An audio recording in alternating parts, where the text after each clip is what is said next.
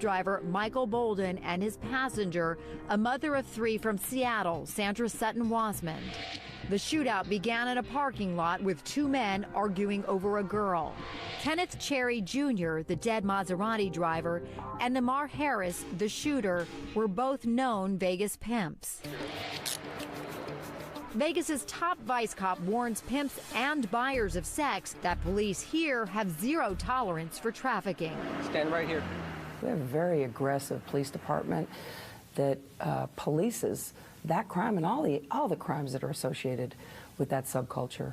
We're going to be doing a reversal here at Dottie's, Mayorga, Boulder. Twice a week, Vegas Metro PD operates a reverse sting, which means they send out a female undercover or a UC posing as a prostitute. The guys that go down there to look for the flavor of the day and look to pick up a juvenile, look to pick up a girl that's involved in prostitution, we're going to find something just a little bit different today. We're meeting down there right now? Yeah. All right. The team breaks and heads out to a known track where Lieutenant Hughes hopes to snag unsuspecting Johns looking for an early morning special. Typically, my guys work nights, but we change it up a lot to keep not just the demand side guessing, but also the girls that are regular track girls, keep them guessing about when Vice is out and when we're doing operations. All right, she's out. With the undercover cars in place, all eyes are on the decoy. Today we're going to put the best female UC that I've ever had an opportunity to work around. We're going to put her out, and she's probably going to be highly successful. In a matter of seconds, the decoy attracts the attention of a John. Lieutenant Hughes and her team look on as the two discuss a deal for oral sex.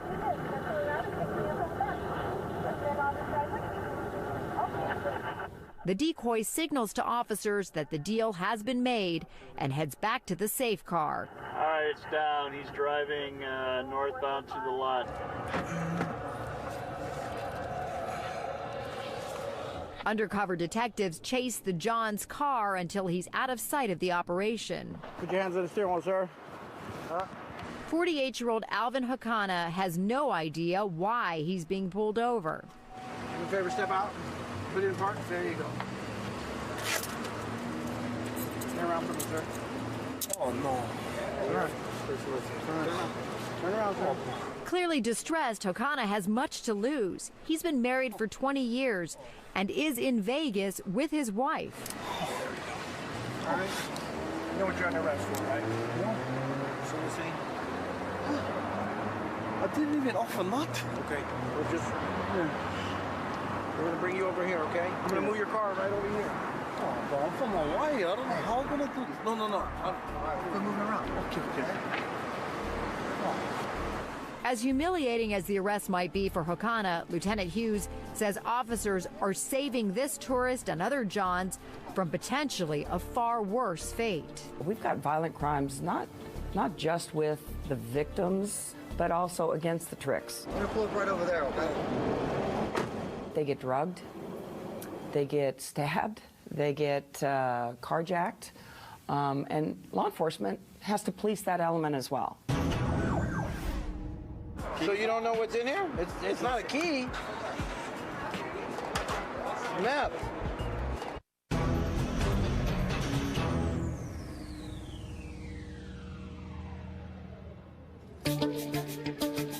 Take your ring off and take that rubber band off. Open your mouth, let me see your new tongue. Pull up your top lip. Take your fingers and pull it up. Bottom lip, pull it down. Shirt, pull it up to your chest, up to your armpits. This tourist from Hawaii was just looking for cheap sex. Now he's just one of several thousand men each year caught in a Las Vegas metro prostitution sting. Okay, stand in that red box right there. People need to know that the demand drives prostitution.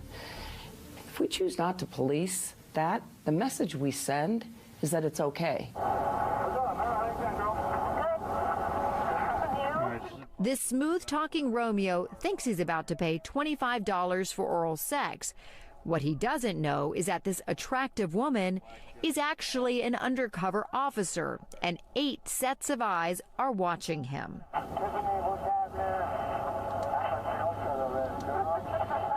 The John chit-chats the decoy before confirming the dollar amount for sex. To sweeten the deal, he offers to supply her with high-end clients. With Las Vegas Metro PD recording every word, the decoy tells the man to wait for her around the corner while she turns a quick date. I'll be over there. Give me 10 minutes, okay? He said that basically I was a good-looking girl out here. Said that we could make a lot of money together. He wanted 10% of my earnings, and my starting fees would be $500 an hour for sex. Officers move in to grab the John. Said he's over here by the Shell? He went inside the shell. He's like the Hispanic-looking guy. Got a little mustache. Got a big old hoop earring in his right ear. Detectives arrest 48-year-old Mario Ferreira. In addition to soliciting sex because he offered to provide the decoy with clients for a cut of the cash, Ferreira will also be charged with felony pandering. Come on over here. We're going to go in the front. Yes, sir. For this particular guy, I think he's just an opportunist. He's not what we would typically see out here as a pimp. He's probably just looking for a way to make an easy buck. All right, have a seat. Yes, sir. We're going to drive you over to another lot, okay? Okay. Relax. All right. You'll be all right. Ouch, ouch, ouch. Already facing a pandering charge, Ferreira's luck takes a turn for the worse when officers discover a hide key that appears to be concealing an illegal substance. So you don't know what's in here? It's not a key. Meth.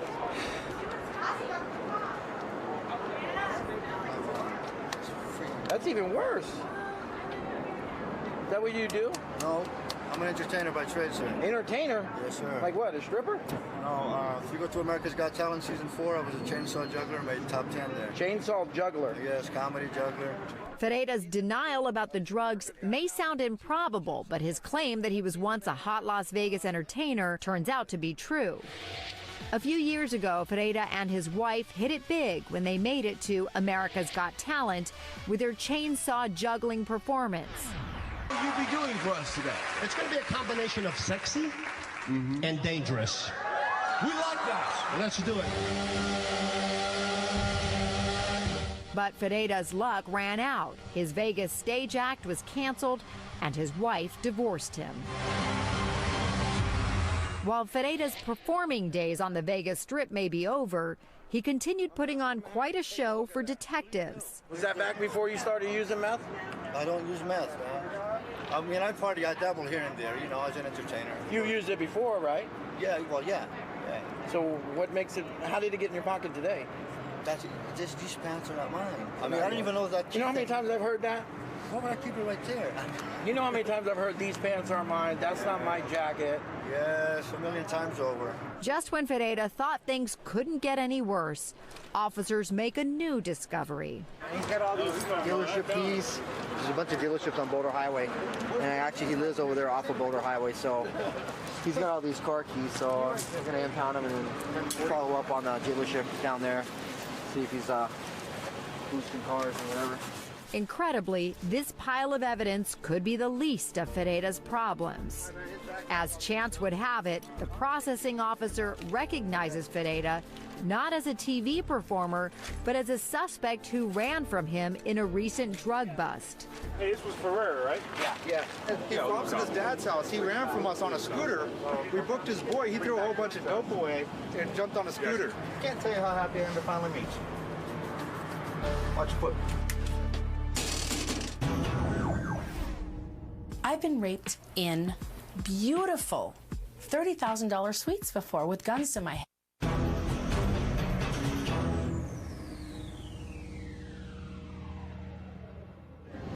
Turn your body to the right, other right.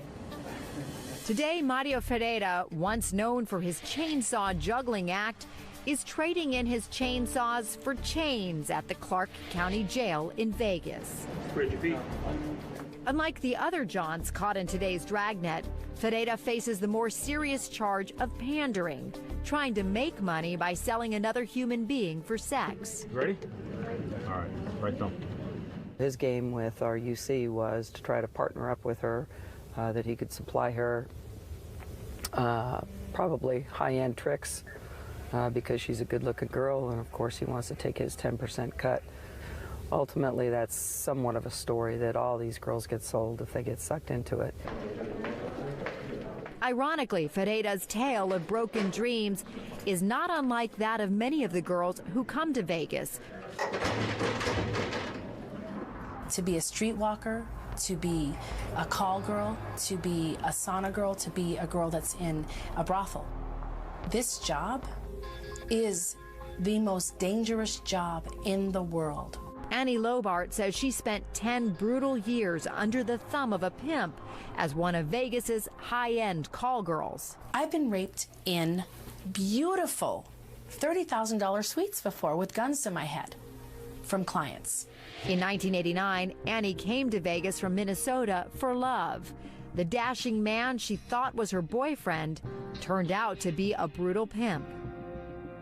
It was the beginning of a sordid, decade-long journey.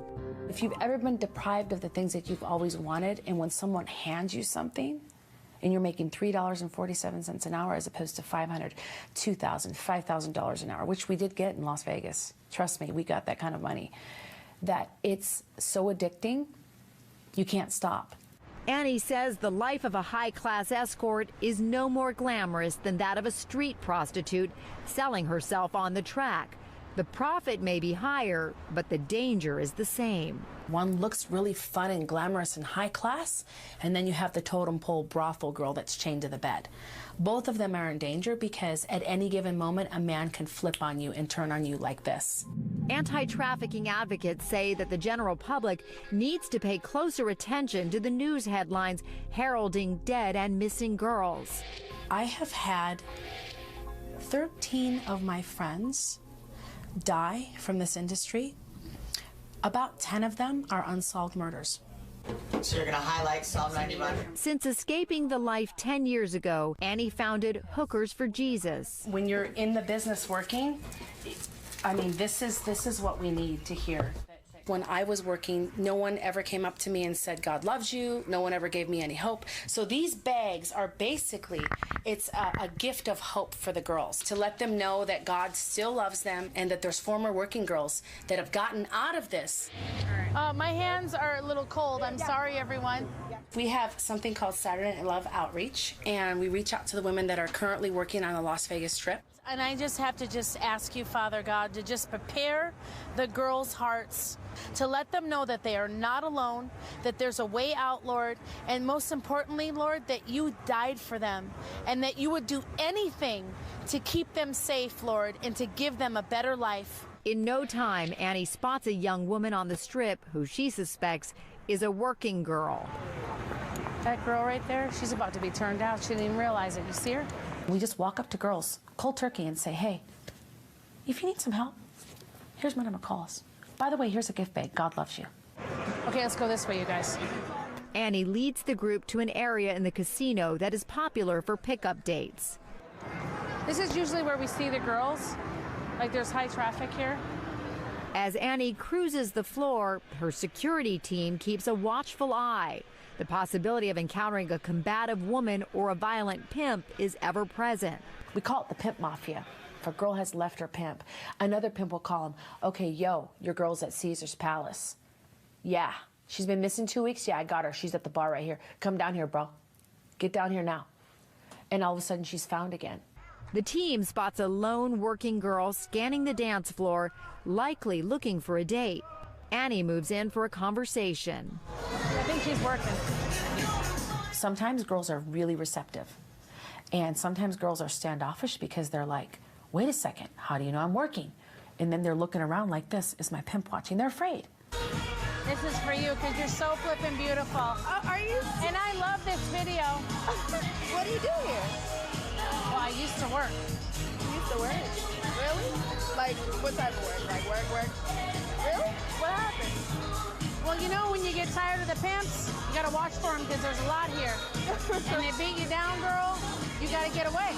Okay. You feel me? I understand. Anyway, what's your name? Cassie. Hi, Cassie. Nice to meet you. I'm Annie. Nice. Anyway, take that makeup and make yourself beautiful, all right? Have a good night. Be safe. By now, Annie says most casinos and hotels are aware of Hookers for Jesus. Some support her cause, while others would prefer that Annie and her team just go away. Some casinos, they tell us we can't come back. Why? They don't want their guests to be offended. Just minutes into their outreach at a popular casino, Annie is recognized by a supportive security guard. Well, how are you doing? I'm doing good. How's the ministry? How's We're everything? doing good. We're just walking through, and we're gonna walk over to the. There's some girls at the Palazzo. We think a lot of girls over there. Listen, we can. I know you guys are strict here, aren't you? Very strict. But I mean, it happens, and when the guys want it and they're together, I know you can't stop it. But when we see them at any moment by themselves, we ID them, kick them out. As long as this casino's here, there will be hookers, and the reason Any is casino. because there are high rollers here. Yeah, that's right. They'll pay $2,000. You guys really can't do much about it. You just can't. And then there's guys. It's from the beginning of time, right? It is. No one wants to admit this, but I would believe that almost every casino has house girls. The house girls are the girls that work for the casinos. Annie says she herself was once a house girl for a major Las Vegas casino.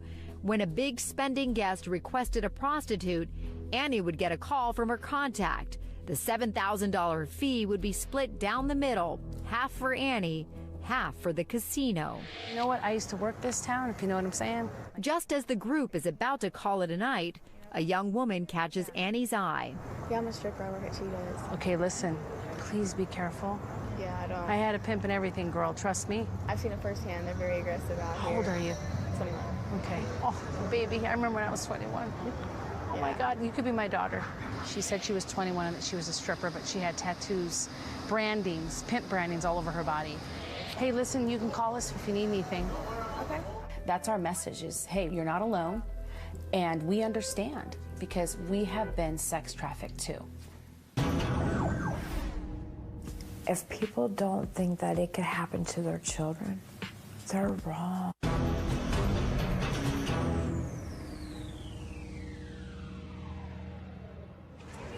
Today, Annie Lobart says she walks the Vegas Strip hoping to offer salvation and a way out of prostitution for trafficked women. I would like the Johns to know that they're paying for a fantasy that is not true in the least. 10 years ago, she says she was just like them, working this very same strip as a high-class escort. I want them to see that these are broken women that are little girls still inside. Like most young women who end up selling their bodies here, Annie's roots in rural Minnesota lie far from the bright lights of the Vegas Strip.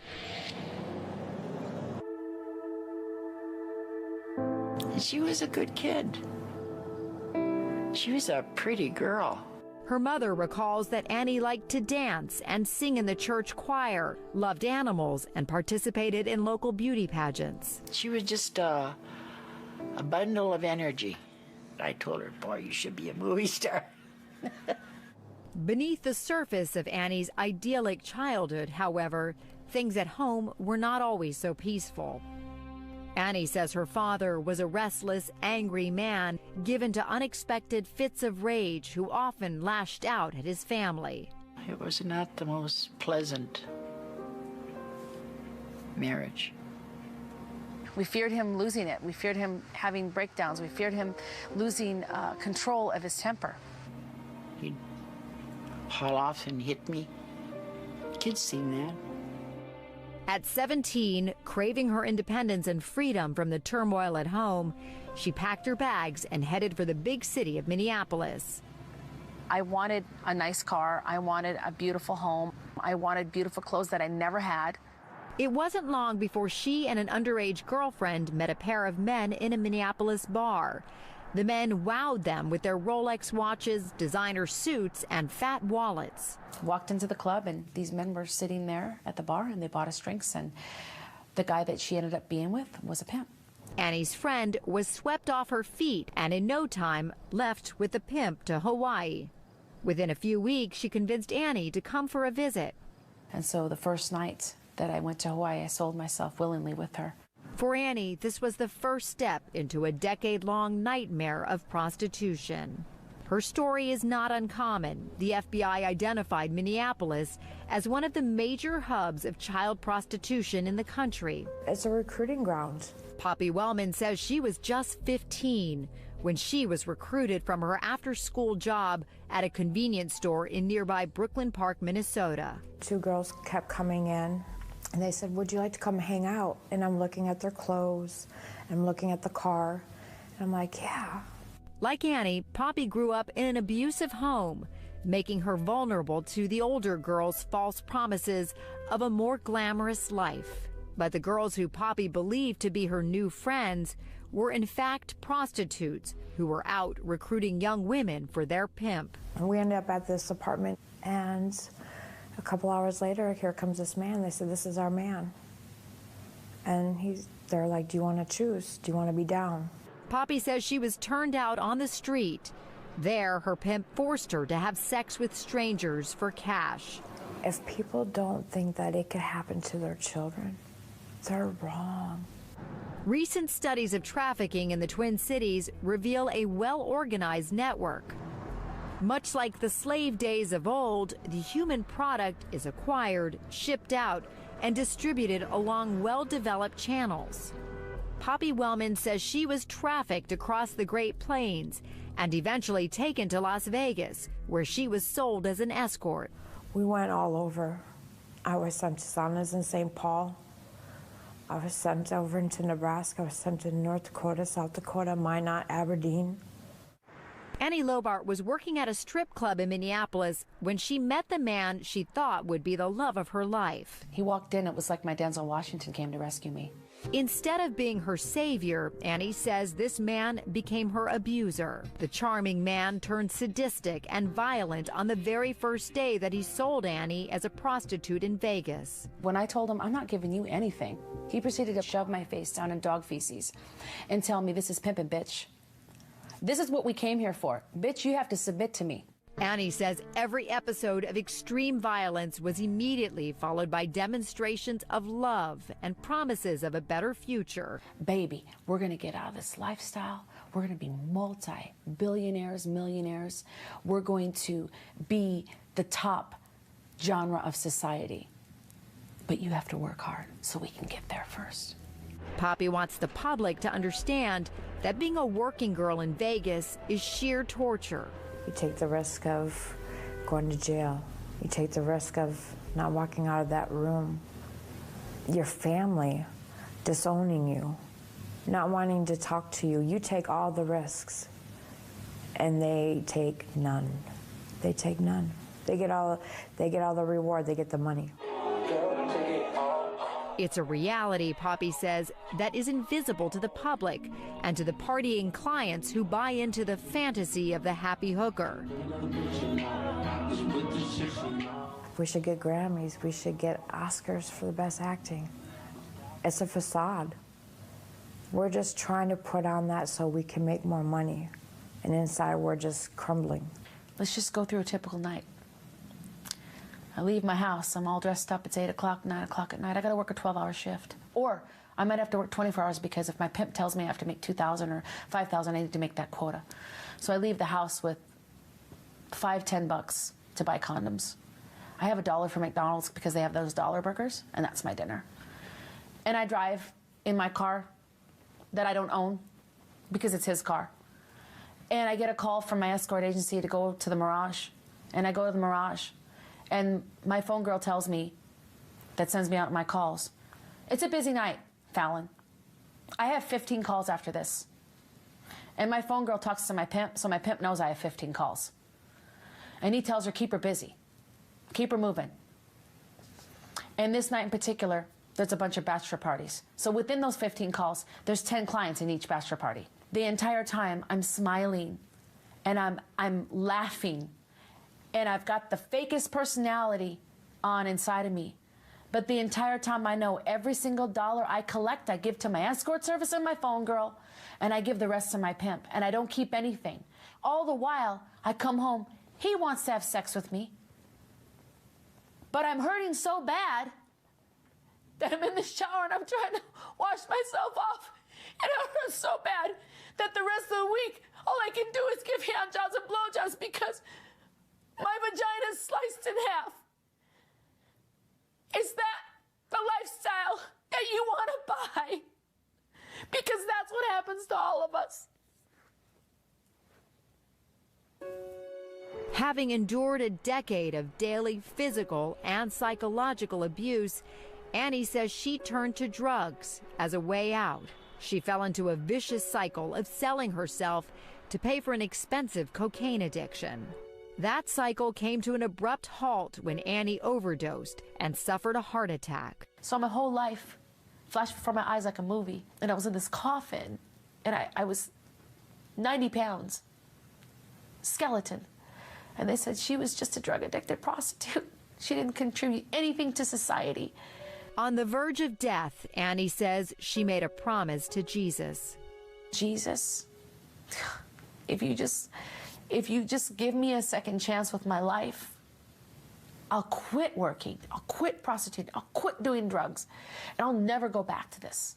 I have had so many false starts with getting my life cleaned up, but there was a point in my life where I said, enough is enough. Annie says the near-death experience saved her. She went on to form a ministry and vowed to help Vegas working girls leave the life. With her growing group of volunteers, Annie is back on the streets of Vegas. Only now she isn't hooking Johns. Like the apostles in the Bible, she's fishing for souls. And I say this to everyone that helps these women, and I say this to myself every day that I wake up. The best thing you can do is love them like your friend. They're coming up to the room right now. Are you guys copying? Can they hear us? Charlie's been trying to get you on the radio. Get in the bathroom now. She's walking up right now.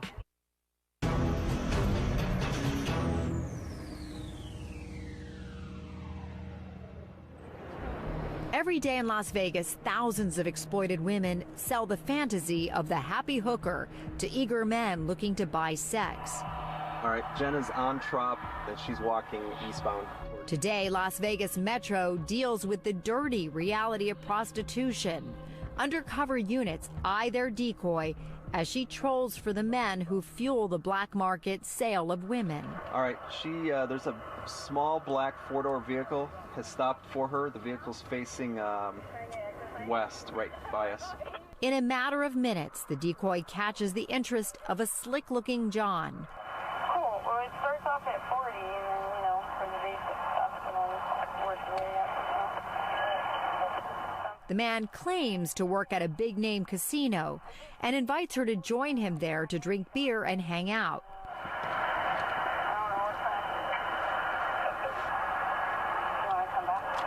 While the decoy tries to convince the John to come to her room, Vegas's top vice cop, Lieutenant Karen Hughes, keeps a close eye on the action from upstairs. She asked if he wants a date? I didn't hear it. Perhaps sensing something fishy, the smooth-talking John speeds off before officers can stop him. I don't think we're going to be able to catch that vehicle. He's gone on Trop. So unless one of the black and whites are out on Trop, you can disregard. With the casino John lost to rush hour traffic, the decoy hits the track. All right. Battery's changed out and UC's back out. She's walking northbound on Polaris on the east side. Within a matter of seconds, an older man in a gray SUV waves the decoy over. 40? Yeah, what do you want? 40 will get you set. She's talking to a guy in a silver Denali. UC room, do you copy?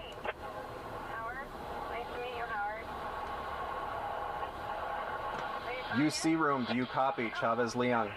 As the undercover officer and her senior citizen date make their way to the room, Detective Charlie has trouble reaching his takedown team upstairs. Okay, we're calling into the UC room. He's out of it. The suspect is out of his vehicle. He's walking with her. They're going to be going up the stairway.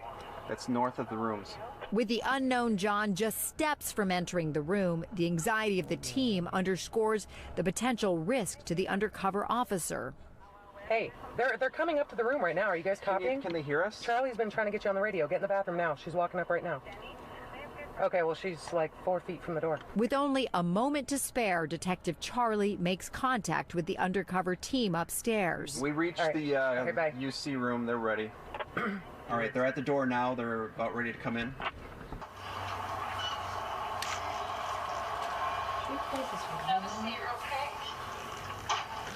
With a confirmed deal of $40 for sex, officers move in for the arrest. Just relax real quick. We're going right back. First name? Howard. Howard, you have to write your main sign.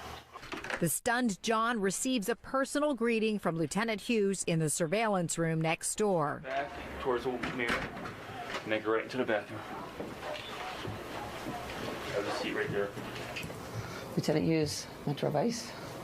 How are you? Howard's your first name? Howard, what's your last name?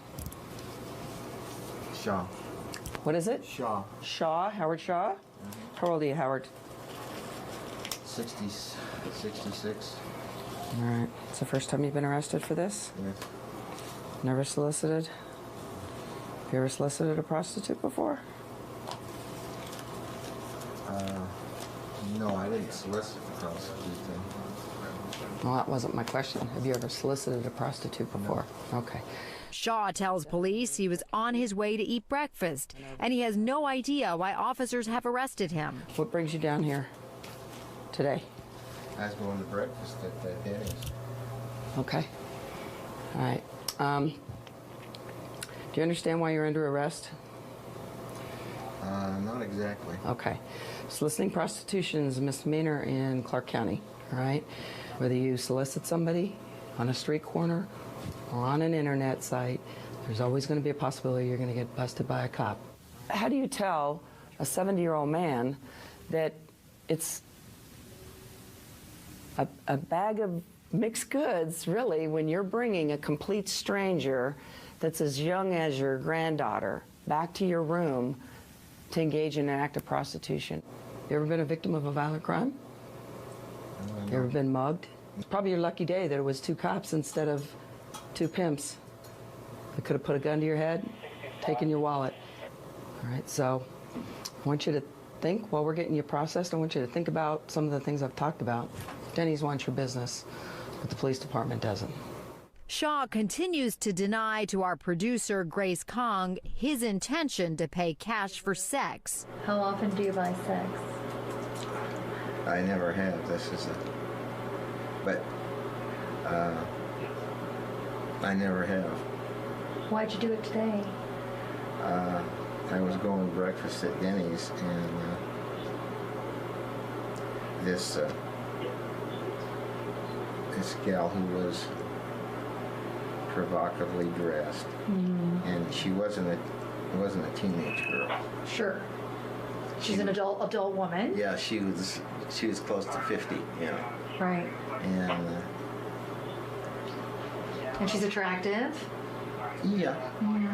And she, in my opinion, she solicited me. Right, but you always have the power to say no, Howard. Yeah, that's true. Shaw's solicitation will earn him a day in jail and a misdemeanor on his record. And that red box. We're not going to tolerate the demand side of prostitution. We're not going to tolerate prostitution, period. Turn your body to the right. Turn your whole body to the right. There you go.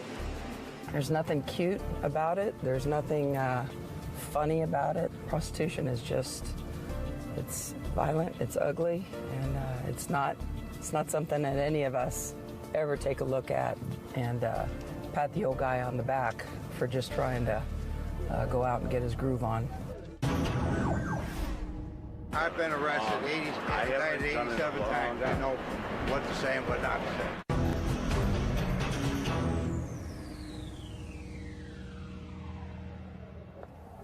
At this Vegas hotspot for sex on the go, working girls troll the track for tricks while Las Vegas Metro looks on.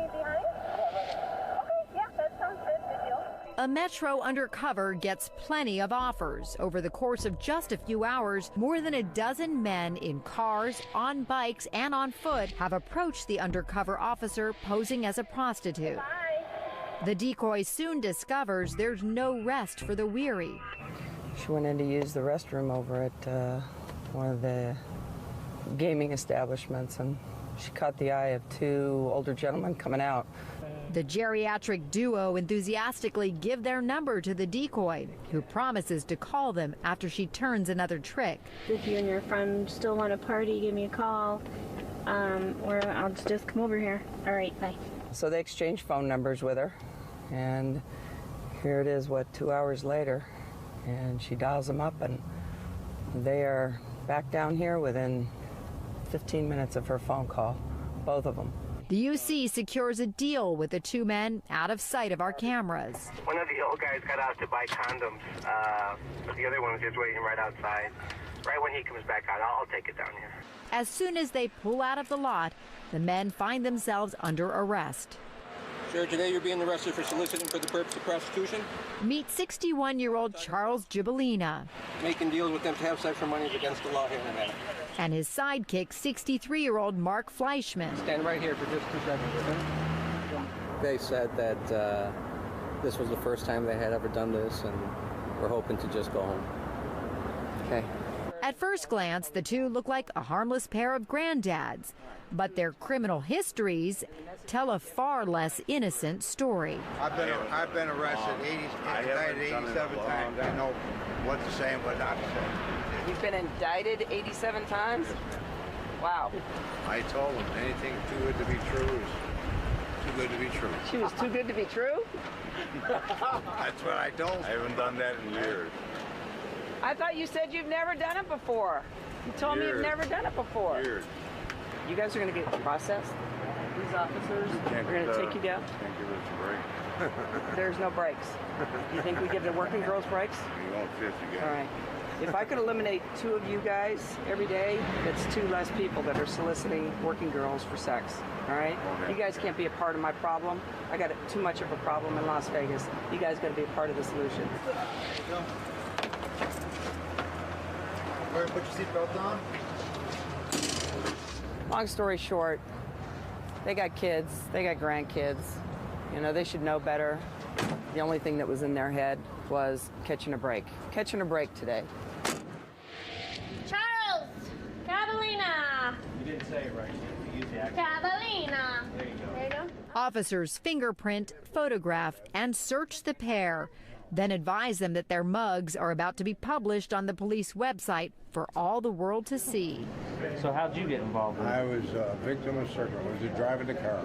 He went into Dottie's to go and talk to her. Right. Yeah. Open your mouth for me, sir. While being processed, Gibalina shares that he may in fact be a real-life good fella. Been here before? Yeah. Lift one leg up for me. Gibalina claims to be related to the infamous Spilotro brothers, who were immortalized in the Hollywood film Casino. Yeah, my second cousin was when they made the movie about Casino. Oh, really? Cousins, yeah. The Spilotro brothers? Yeah, those were my cousins. Oh, my gosh. A man by the name of Tony Spilotro has attracted the attention of law enforcement officials. Spilotro would eventually be linked to as many as 25 mob-related killings. Witnesses died. Spilotro never did suffer a conviction for a violent crime. Much like his cousin Spilotro, Gibalina has somehow managed to avoid any felony convictions, despite a lengthy and serious rap sheet. Sir, have you ever done any prison time? No. Good. That's why I said this is a disgrace to add to my resume. Yeah, especially at your age. Well, I've been retired. Have you? Oh, yes, I'm retired. I got 1 year to live, a year and a half. I'm in the last stage of emphysema. Wow, sorry to hear that, man. Well, get yourself better. Stay out of here, because this won't keep you healthy. No. All right. All right, you're under arrest? Am I? For what? With every arrest, the Vegas Vice Squad chips away at the commonly held belief that prostitution is a benign crime in Sin City and not one worth enforcing. Am I going to jail? Yes, unfortunately you are, sir. Prostitution is not as simple and as dismissive as a misdemeanor crime. It's no harm, no foul. There's no victims. The women that we deal with involved in this very ugly sex trade are the most vulnerable. And then you can add on top of that the juveniles, the kids that are getting drug into this. Nobody wants to see that, but that's prostitution. As Vegas Metro works to disrupt supply and demand, Annie Lobart and Hookers for Jesus continue to patrol the Strip, offering a lifeline to the victims of a rigged game where she says women always lose. I have no doubt in my mind, not only one girl, not only 10 girls, not only 100, but there is probably thousands of women that want to get out at any time in Vegas. And if they could, they would.